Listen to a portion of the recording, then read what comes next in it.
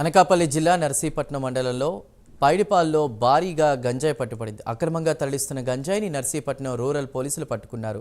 గంజాయి తరలిస్తున్న నలుగురిని అరెస్ట్ చేశారు. వారి వద్ద నుండి 25 లక్షల రూపాయలు విలువ చేసే 515 కేజీల గంజాయి, ఒక బెలెరో వాహనం, 3 బైక్లు, 4 సెల్ ఫోన్లు స్వాధీనం చేసుకున్నారు. ఒరిస్సా నుంచి అల్లూరి ఏజెన్సీ మీదుగా ఢిల్లీకి గంజాయి తరలిస్తున్నారని ఎస్పీ తుహిన్ సిన్హా తెలిపారు.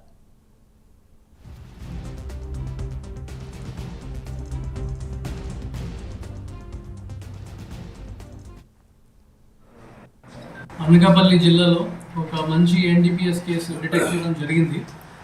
మన మార్నింగ్ 10:30 కల్లా మనకి ఒక ఇన్ఫర్మేషన్ వచ్చింది from SB of Anakapalli district. వెంటనే SHO Makavarapalem, CI Narsipatnam rural and SDPO నర్సీపట్నంకి చెప్పడం జరిగింది.